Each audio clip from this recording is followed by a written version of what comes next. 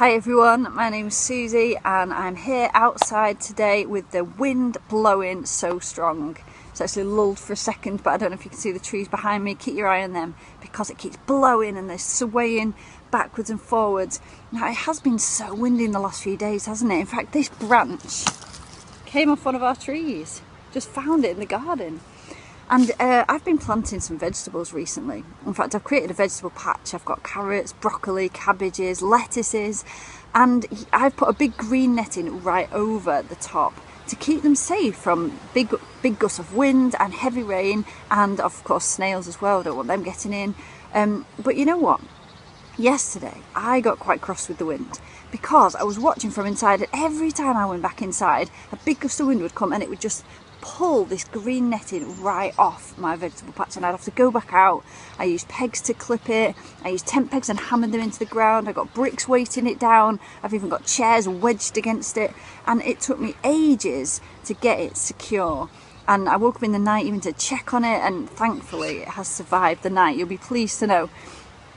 But it made me think, how strong is this wind? Now we can't even see it, can we? We can't see the wind. It's not something we can look at or hold, but we can feel the effects of it, and we can see the effects of it all around us. And the trees behind me again just show that you can't see it, but you can see its power. And today we're going to talk about a story of Jesus when he was in the boat on a lake with his disciples, and a storm came up. It was so strong that the disciples were afraid, and you can see the power of it. So I'm going to read that in just a minute, but first, whoa, there it goes, you see? Big gust of wind just coming out of nowhere. First, we're going to play a little game. We're going to try and attempt to have a little game of Pictionary outside, okay? So go and get yourself a piece of paper and a pen so you can write down your guesses, okay? Off you go.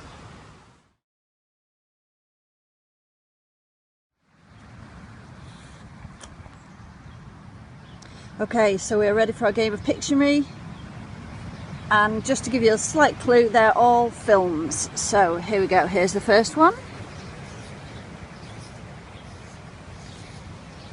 What might make this slightly more fun is the fact that me and drawing are an interesting combination.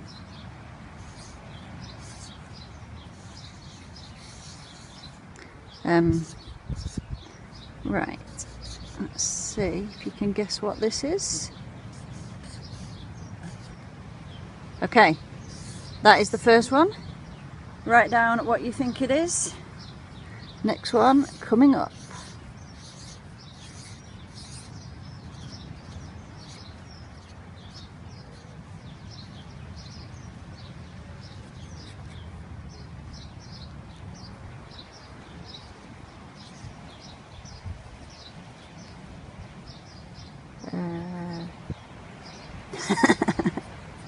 Wow, if anyone guesses that one, I will personally send you a Zoom high five. Okay, here's the next one. Just to clarify, that is not a fried egg. Oh dear.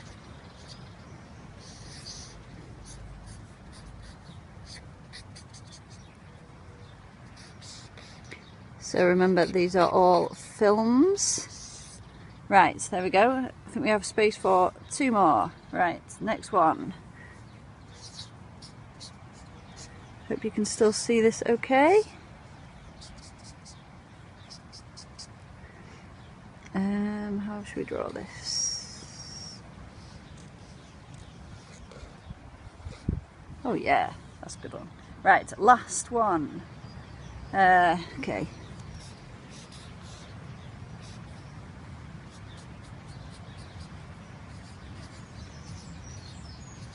Go slightly into that picture.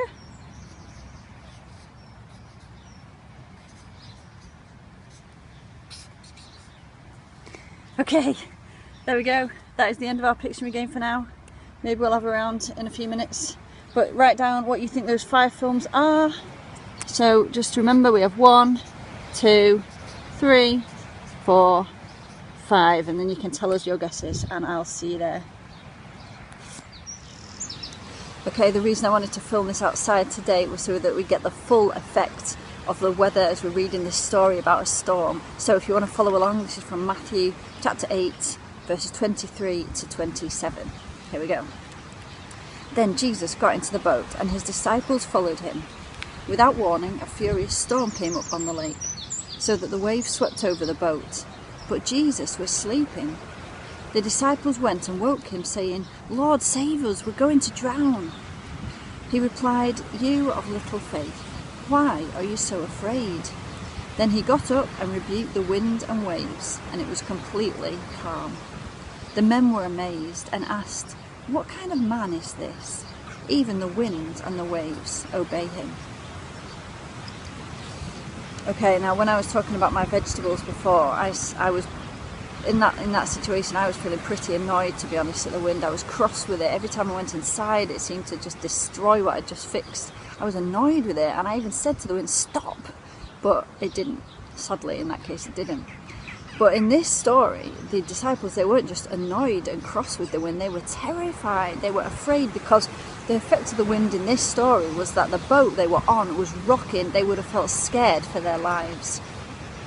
And my thought for the week is simply this, that we can't see the wind. We said that before. We can see the effects of it, and you can still see the effects of it in the trees behind me.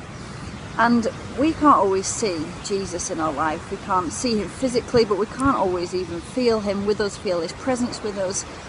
Sometimes when we pray, we just feel like we get no response. We can't always see him or hear him or feel his presence with us, but he is there. Just like we can't take hold of the wind and hold it in our hand. We know it's real, it's all around us. Sometimes we see it a lot more powerfully and a lot more easily than other times. And it's exactly the same with God. His power is big and strong, and we can't always see him, we can't always see what he's doing, but he is with us, and he is strong enough to hold us and our problems too. Okay, we're going to talk a little bit more about this in our meeting in a few minutes' time, so bring your Pictionary answers along and I'll see you there.